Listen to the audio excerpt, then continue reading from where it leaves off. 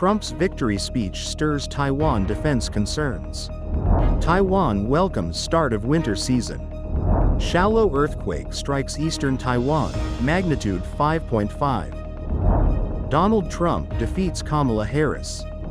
Netanyahu fires Gallant as Israel's defense minister. More than 10,000 North Korean troops in Russia for Ukraine war. South Korea fights deepfake content with tougher punishment. Incredibly rare, pygmy hippo born at Edinburgh Zoo.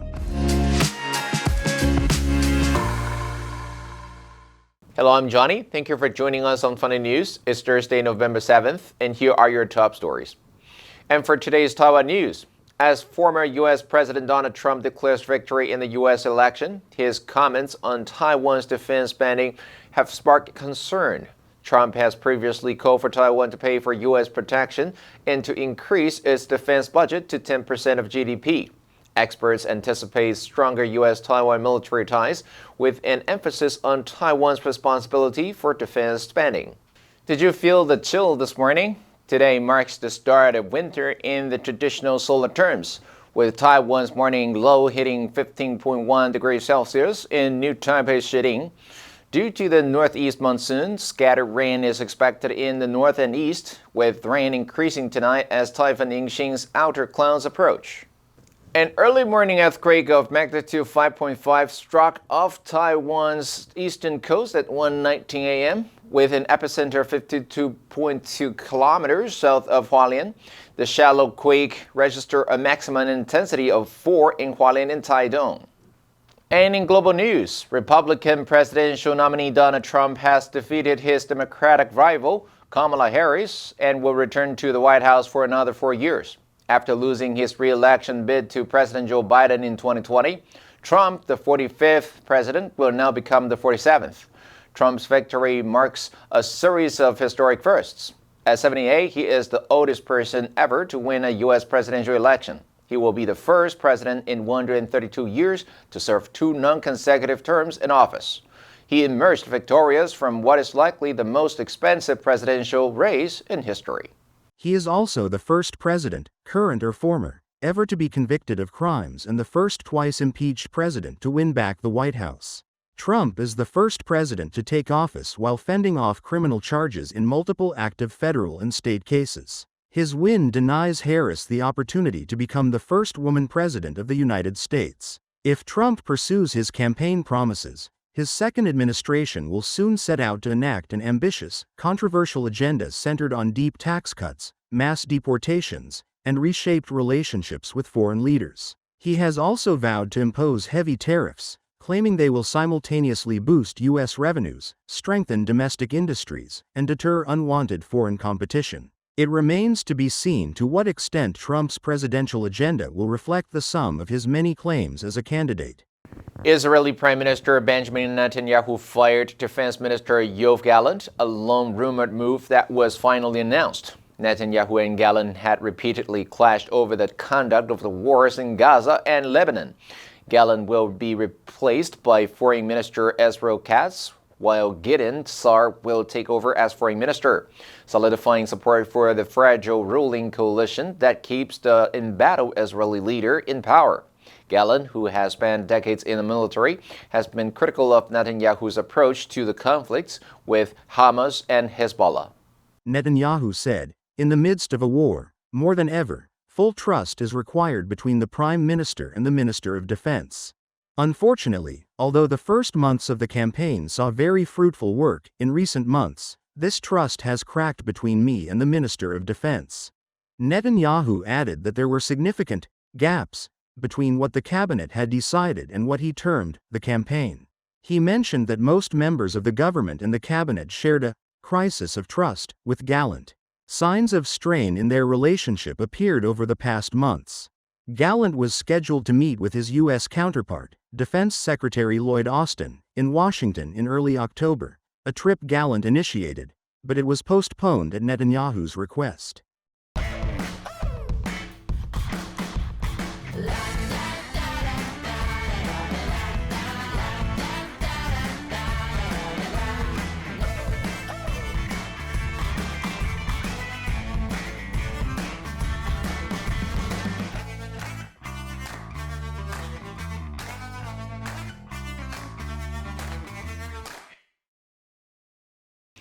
The Pentagon estimates there are now at least 10,000 North Korean forces inside Russia's Kursk Oblast, with those numbers could go up.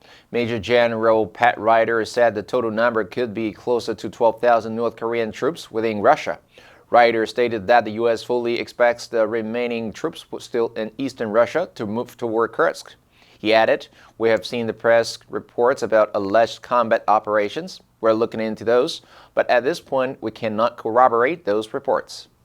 NATO confirmed last month that North Korean troops had been deployed alongside their Russian counterparts in the Kursk region. North Korea has denied reports of its forces being active in Russia. The country's foreign minister, Cho Sun-wei, traveled to Moscow last month on an official visit. Moving about 10,000 additional troops into a battle zone may seem significant, but Ryder did not have any information on what percentage of the Russian forces these North Korean soldiers might represent. He said, "I don't even have a ballpark number, other than to say, broadly speaking, what we saw in the past was essentially a conglomeration of various units on the Russian side, including territorial defense forces attempting to push the Ukrainians back." South Korea on Wednesday announced new measures to curb a surge in deepfake content, stating it will toughen punishments for offenders, increase undercover officers, and impose stricter regulations on social media platforms. Concerns about non-consensual explicit video that were digitally manipulated deepened after unconfirmed lists of schools with victims spread online in August. Many frightened girls and women removed photos and videos from social media platforms and their accounts, while others held rallies calling for a stronger action against deepfake pornography.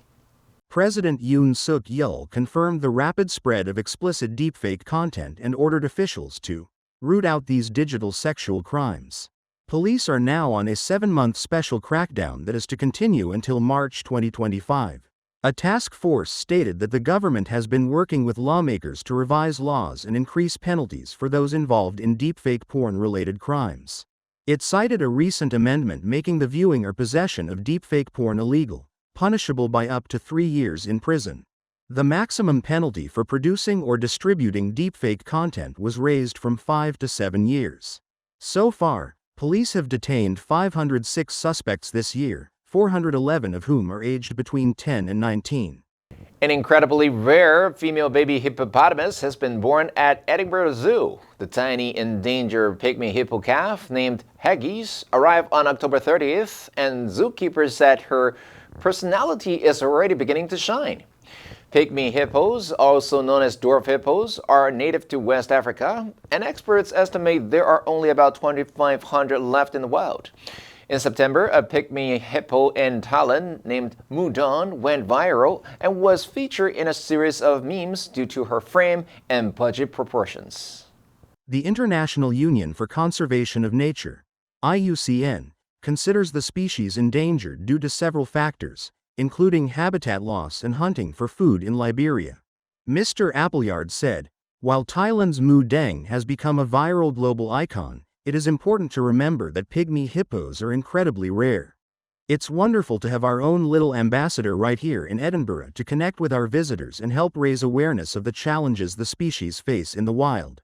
Parents Otto and Gloria previously welcomed a calf, Amara, in 2021, who moved to ZSL London Zoo in 2023 as part of a European breeding program. The answer for yesterday was A, extensive. The company has experienced extensive growth over the past 5 years, expanding into multiple international markets. Did you answer correctly? Now let's delve into the news of Donald Trump defeats Kamala Harris. Number 1, controversial, 有争议的. The politicians' views on climate change are highly controversial and have sparked debates worldwide. Number 2, deter, 阻止，使打消念头. The strict security measures were put in place to deter theft in the shopping mall. Number 3, reflect, 反映，显示出. His actions reflect his commitment to helping others in the community.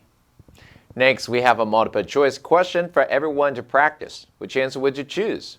You can write your answer in the comment section. The correct answer will be announced tomorrow.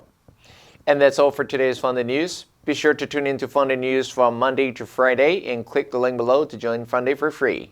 I'm Johnny Wu, your host. I'll see you next time.